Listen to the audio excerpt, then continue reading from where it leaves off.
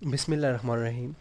Second year biology chapter number 17 के अंदर आज हम गट और गुनेट्स के बारे में बात करेंगे एज अ इंडोक्राइन फंक्शन के हिसाब से। ठीक है, गट किसे कहते हैं भला? गट मीन डाइजेस्टिव सिस्टम या डाइजेस्टिव ट्रैक कह लें।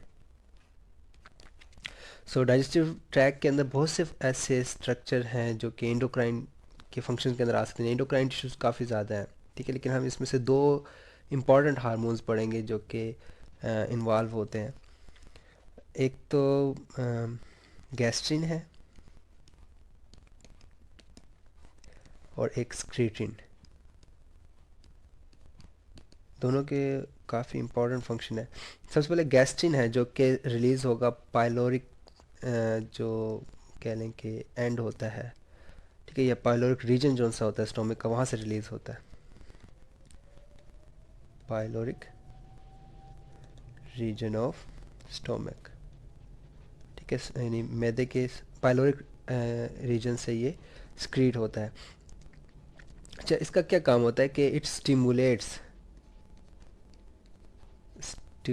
The production of gastric juice. नाम से जाहिर है, stimulate the production of gastric juice, जिसके अंदर HCl होता है और प्रोटियोलाइटिक इंजाइम्स होते हैं, जिसमें हमने पेप्सिनोजिन पढ़ा था। अगर आपको थोड़ा बहुत डाइजेस्टिव सिस्टम का याद है तो फिर आपको आइडिया होगा। और कब प्रोड्यूस होगा? Produce by stimulation of partial digestive food, ठीक है जी, पार्शियल डाइजेस्टेड फूड, यानी वो फूड जो अभी पार्शली डाइजेस्ट हुई है तो वो स्टिमुलेट करती है पाइलोरिक रीजन को, और फिर वो गैस्ट्रिन रिलीज़ करता है। ठीक है, और गैस्ट्रिन से फिर क्या होगा? गैस्ट्रिक जूस बनेगा, डाइजेशन मज़ीद कंप्लीट होगी, यानी कंप्लीट स्टेज की तरफ जाएगी। अब हम आते हैं स्क्रीटिन पे। ये ड्यूडिनम स्क्रीट करता है, ठीक है, इट इज स्क्रीटेड बाय ड्यूडिनम। ठीक है, ड्यूडिनम स्क्रीट कब करता है? जो ही एसिडिक, यानी अगर थोड़ा बहुत आपको डाइजेस्टिव सिस्टम का याद हो तो जो स्टोमक था जब वो फूड डाइजेस्ट करता था उसे हम काइम कहते थे। ठीक है, तो जो ही काइम जो सा है वो एंटर होता है ड्यूडिनम के अंदर, क्योंकि उसमें एसिड होता है, तो जो ही एसिडिक फूड एंटर होगी उसके बाद ये स्क्रीटिन रिलीज़ करेगा। ठीक है, व्हेन एसिडिक डाइजेस्टिव फूड, या फिर एसिडिक काइम भी कह सकते हैं, काइम टचेस ड्यूडिनम, ठीक है, ड्यूडिनम को जब ये टच करेगा उस टाइम ये रिलीज़ होगा। Release when acidic chyme touches the duodenum. इसका क्या फंक्शन होता है? ये पैंक्रियाटिक जूस बनाएगा, स्टिमुलेट द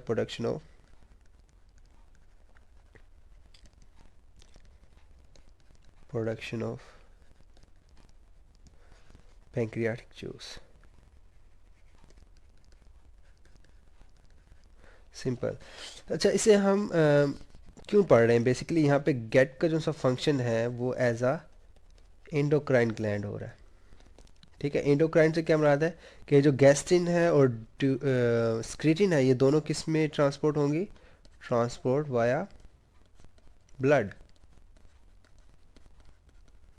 सही, यानी जो गैस्ट्रिक जूस है या फिर जो पैंक्रियाटिक जूस है या बाइल है, ये एक्सोक्राइन ग्लैंड्स के अंदर आते हैं, क्योंकि ये अपनी स्पेशल डक्ट्स के ज़रिए रिलीज़ होते हैं, जबकि गैस्ट्रिन और स्क्रीटिन जो उनसे है ये इस तरह कोलिसाइटिक साइटोकाइनिन होता है, ठीक है, CCK भी होता है, वो भी वो इसमें इंक्लूड नहीं है, लेकिन वो भी गट का एक इंडोक्राइन ग्लैंड है। तो ये ब्लड के ज़रिए ट्रांसपोर्ट होते हैं, इसलिए हम से कह लें कि गट का एज अ इंडोक्राइन फंक्शन पढ़ रहे हैं। सही। सो उसके अंदर हमने गैस्ट्रिन और स्क्रीटिन पढ़ा। अब हम थोड़ा सा रिवाइज करते हैं, हमने कौन कौन से यानी अभी तक ग्लैंड्स पढ़ लिए हैं। इंडोक्राइन ग्लैंड्स में हमने हाइपोथैलेमस के बारे में बात की, पिट्यूटरी के बारे में बात की, थायराइड, पैराथायराइड पढ़ा था हमने, एड्रीनल ग्लैंड्स पढ़ा, पेंक्रियास पढ़ लिया। अब लास्ट में हमारे पास ये ओवरी और टेस्टिस रह जाते हैं, ठीक है, फीमेल और मेल में जो से होते हैं, इन्हें आप गुनेट्स भी कहते हैं। सही। और गुनेट्स जो से ये रिप्रोडक्शन के अंदर इन्वॉल्व होते हैं, ठीक है, it is involve in the reproduction, और इन्हें स्टिमुलेट कौन करता है? हमने पढ़ा था GH, ठीक है, जिसे हमने कहा था गुनेडोट्रॉफिक हार्मोन। कौन रिलीज करता था ये? हार्मोन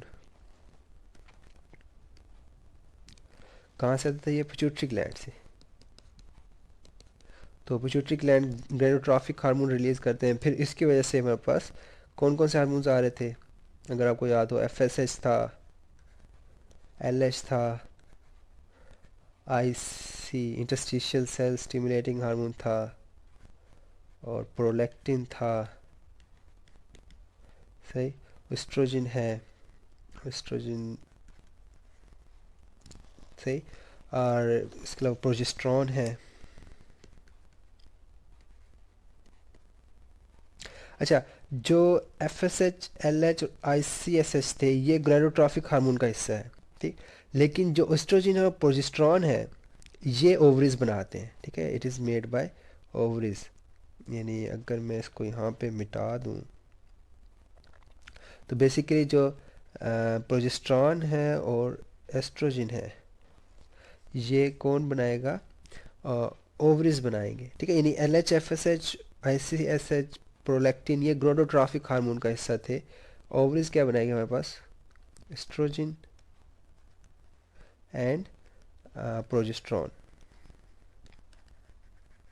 इस तरह जो टेस्टिस है, ये क्या बनाते थे? टेस्टोस्टेरोन, ठीक है। जब ICSH इसके ऊपर एक्ट करता था, तो हमने यानी ओवरीज के हवाले से एस्ट्रोजन पढ़ना है और प्रोजेस्ट्रॉन, जबकि जो टेस्टिस हैं वो टेस्टोस्टेरोन बनाएंगे जब हम उसके जाएंगे। ओवरीज के बारे में बात करेंगे, जब हम टेस्टिस के बारे में बात, रिप्रोडक्शन के दिन इन्वॉल्व होते हैं स्टार्टिंग फ्रॉम ओवरीज। ओवरीज जो से हैं, ये फीमेल रिप्रोडक्टिव पार्ट कह लें, जिसके अंदर यानी फीमेल रिप्रोडक्टिव साइकिल होते हैं, जिसे हम मेंस्ट्रुअल साइकिल भी कहते हैं, वो अकर होती है, सही। सो इन ओवरी इसके अंदर दो हार्मोन्स हैं, एक एस्ट्रोजन और दूसरा प्रोजेस्ट्रॉन। जो एस्ट्रोजन है, ये ओवरीज के अंदर जो फॉलिकल्स होते हैं, अगर थोड़ा बहुत ओवरी का स्ट्रक्चर बनाया जाए, तो ओवरीज इस तरह कनेक्टेड होते हैं। ये ओवरीज हैं जिसके अंदर ये फॉलिकल्स बनते हैं, ठीक है। This are follicles. ये फिलोपियन ट्यूब है, ठीक है। और पीछे इसके सर्विक्स और विजाइना का पार्ट होता है उस तरफ, और ये बीच में फॉलिकल्स हैं, ठीक। तो जो कह लें कि राइपनिंग फॉलिकल्स होते हैं, राइपनिंग फॉलिकल्स जो अभी बन रहे होते हैं, इनिशियल स्टेजेस पे होते हैं मेंस्ट्रुअल साइकिल की, उनमें से ये रिलीज होता है। एस्ट्रोजन स्क्रीट करते हैं, स्क्रीट एस्ट्रोजन, जैसे ओएस्ट्रोजन भी कहते हैं, एस्ट्रोजन भी कहते हैं, दोनों एक ही ना, ओएस्ट्रोजन कह देते हैं फॉर एग्जाम्पल, सही। और रैपनिंग फॉलिकल्स स्क्रीट करते हैं, तो ये क्या करेगा इसको? वैसे एस्ट्रोजन को स्टिमुलेट करने वाला कौन सा होता है? FSH, फॉलिकल स्टिमुलेटिंग हार्मोन आता है, तो उसमें से फिर फॉलिकल्स को, यानी फॉलिकल साइकिल जिसे हम मेस्ट्रुअल साइकिल कहते हैं, उसको भी इनिशिएट करता है, और एस्ट्रोजन का भी प्रोडक्शन स्टार्ट होती है उन्हीं फॉलिकल से, सही। और इसके फंक्शंस की अगर हम बात करें, तो ये सेकेंडरी सेक्स कैरेक्टरिस्टिक्स डेवलप करते हैं, secondary sex characteristics in female, ठीक है। फीमेल्स के अंदर सेकेंडरी सेक्स कैरेक्टरिस्टिक्स डेवलप करेगी। और थिकनिंग ऑफ यूटेराइन वॉल,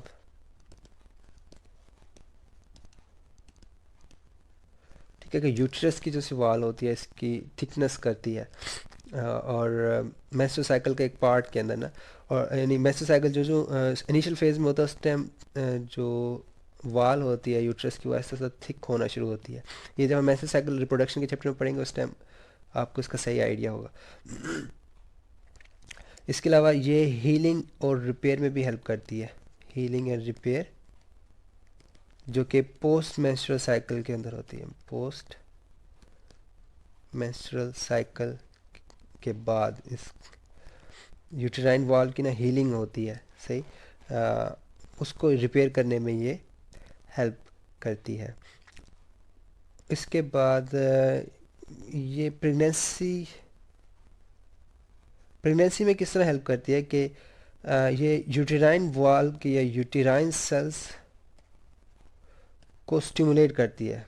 ठीक है जी, इस यूटेराइन सेल्स को स्टिमुलेटेड टू स्क्रीट, ठीक है, कि यूटेराइन सेल्स जो से हैं वो ओस्ट्रोजन से स्टिमुलेट होते हैं और वो स्क्रीशन स्टार्ट करते हैं। कह लें कि स्क्रीशन किस किस्म की होती है, प्रोटीनीशियस स्क्रीशंस होती हैं जो कि एम्ब्रियो जो डेवलप होता है उसके लिए कह लें कि डेवलपमेंट के लिए हेल्प करती हैं। ठीक है, स्क्रीट प्रोटीनीशियस, चलो मैं लिख देता हूँ, प्रोटीनीशियस substances that helps in किस चीज़ में, डेवलपमेंट के अंदर, ठीक है, इन डेवलपमेंट ऑफ एम्ब्रियो। ठीक है, आफ्टर फर्टिलाइजेशन जो एम्ब्रियो आता है उसकी डेवलपमेंट के लिए, तो ये स्क्रीटरी फंक्शन आता है किसके पास, यूटेराइन सेल्स के पास। ठीक है, और किसकी स्टिमुलेशन के बाद आता है, एस्ट्रोजन की स्टिमुलेशन के बाद आता है।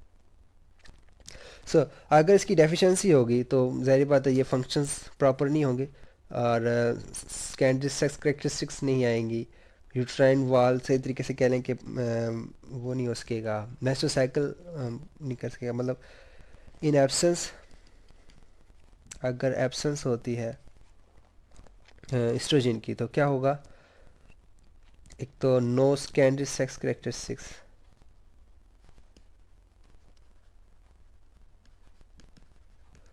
ठीक है, सेकेंडरी सेक्स करेक्टरिस्टिक्स फीमेल्स की जो सी है वो नहीं आएगी। फॉर एग्जांपल इसमें ब्रेस्ट डेवलपमेंट है और फिर उनकी श्रील वॉइस होती है, वो सब चीज़ें इसमें नहीं आएगी। इसके अलावा वजाइना डेवलपमेंट होगी और मेंस्ट्रुअल साइकिल जो से हैं वो कह लें कि नहीं होते। इसकी वजह से सेकेंडरी सेक्स करेक्टरिस्टिक्स नहीं आएगी तो जो फीमेल होगी वो स्टीराइल होगी, female will be sterile. Sterile से क्या मुराद है कि वो फर्टाइल के अपोजिट है, मतलब आगे उसकी जनरेशन नहीं बन सकती। ठीक है, सेक्सुअली वो अडल्ट नहीं होती। सो ये हो गया एस्ट्रोजन के बारे में। अब हम आते हैं प्रोजेस्ट्रॉन में। प्रोजेस्ट्रॉन जो सा है ये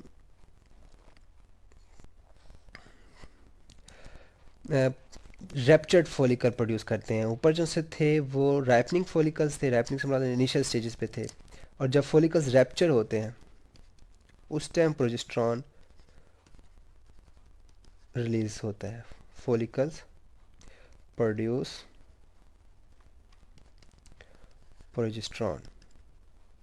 ठीक है, यानी जब मेंस्ट्रुअल साइकिल एंड होता है उस टाइम फॉलिकल्स रैप्चर होते हैं, फिर उसमें से एग रिलीज़ होता है, तो उस टाइम प्रोजेस्टेरॉन रिलीज़ होता है और इसके साथ हेल्प होती है ल्यूटिनाइजिंग हार्मोन की। ठीक है, ये ल्यूटिनाइजिंग हार्मोन और प्रोजेस्टेरॉन दोनों मिलके जो कह लें कि वजाइना है उसको प्रिपेयर करते हैं, कह लें कि उसके लिए, एम्ब्रियो के लिए। ठीक है, प्रिपरेशन फॉर प्रेगनेंसी कर लें, for example preparation for pregnancy, pregnancy को की प्रिपरेशन के अंदर ये हेल्प करते हैं।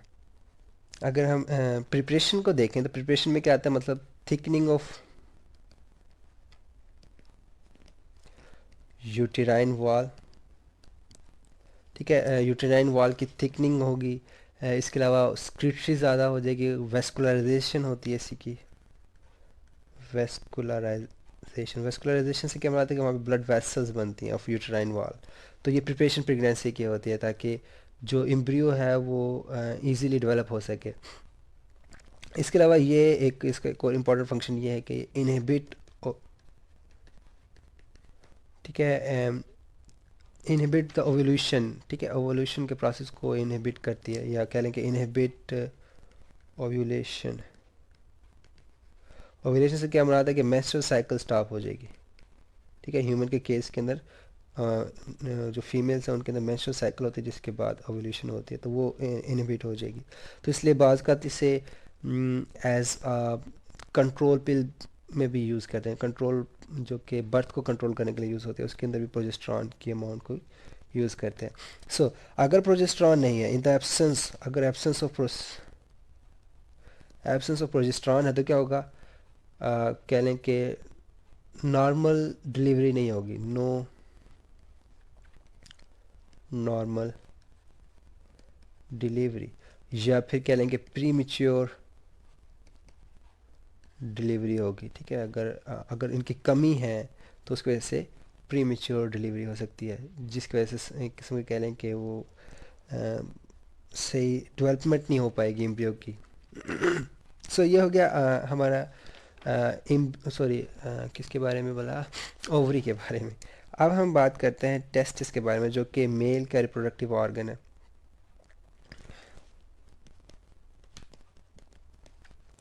टेस्टिस, सो टेस्टिस को कौन से सेल आके स्टिमुलेट करते हैं, यानी पिट्यूटरी ग्लैंड में से, पिट्यूटरी ग्लैंड एक ICSH बनाता है, ICSH। इससे क्या बनता था, interstitial cells stimulating hormone.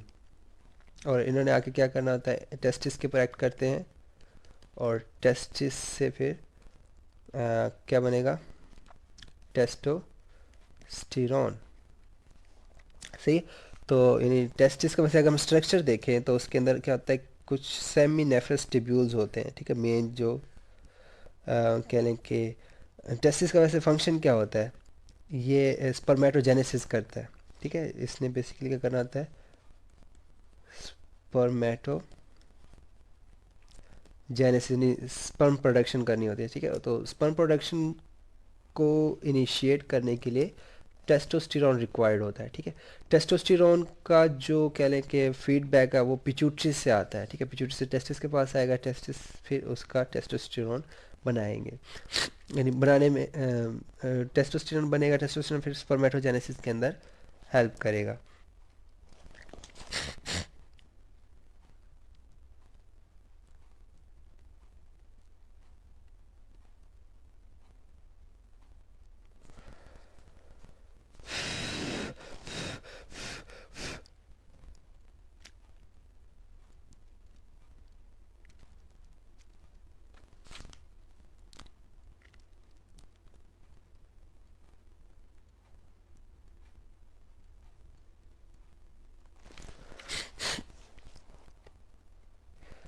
Sorry, आपको वेट करना पड़ा, एक चीज़ मैं भूल रहा था यहाँ पे, वो है 17 हाइड्रोक्सी टेस्टोस्टेरॉन। ठीक है, ये भी टेस्टोस्टेरॉन ही है एक किस्म का, जिस तरह T3 T4 थे, ट्राईआइडो और टेट्राइडो, इस तरह ये भी टेस्टोस्टेरॉन ही है, एक 17 हाइड्रोक्सी की शेप में होता है, यानी 17 कार्बन के ऊपर हाइड्रोक्सल ग्रुप लगा होता है।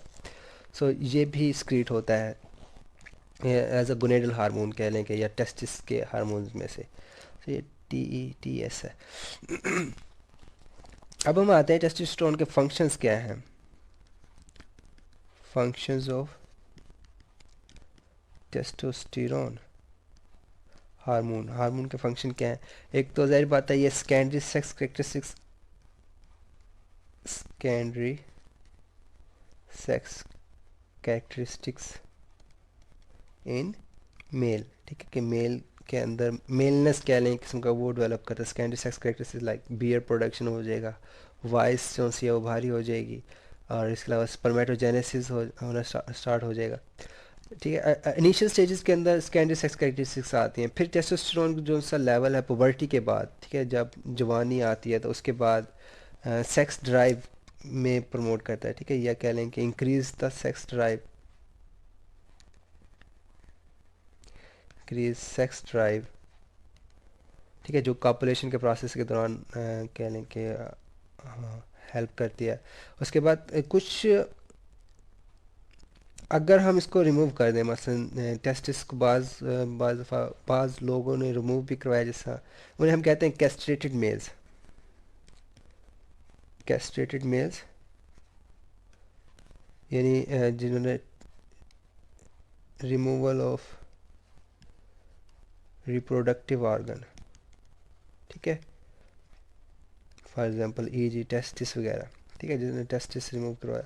अगर कैस्ट्रेटेड मेल्स में क्या होगा कि वो इमेच्योर फीमेल की तरफ उनकी बॉडी ट्रैवल करना, यानी मोर लाइक इमेच्योर फीमेल होना स्टार्ट हो जाए, इमेच्योर फीमेल। क्योंकि सेकेंडरी सेक्स कैरेक्टरिस्टिक्स जो उनसे है वो टेस्टोस्टेरोन कंट्रोल कर रहा है, ठीक है, टेस्टोस्टेरोन टेस्टिस से रिलीज होंगे। सो अगर कैस्ट्रेशन हुई है तो उसके बाद फिर इमेच्योर फीमेल की तरफ बॉडी का कहने के ज़्यादा रुझान हो जाएगा और मेलनेस के जो कैरेक्टरिस्टिक्स हैं वो कम होती जाएंगी। सही। सो ये हो गया मेल गोनेडल हार्मोन्स। ठीक है, तो आज हमने कहाँ से स्टार्ट किया, गट से, डाइजेस्टिव ट्रैक्ट के अंदर इसमें गैस्ट्रिन स्क्रीटिन पढ़ा एज एन इंडोक्राइन फंक्शन। उसके बाद हमने ओवरीज के हार्मोन्स पढ़े और फिर टेस्टिस के बारे में बात की। अगले लेक्चर के अंदर हम फीडबैक मैकेनिज्म के बारे में बात करेंगे।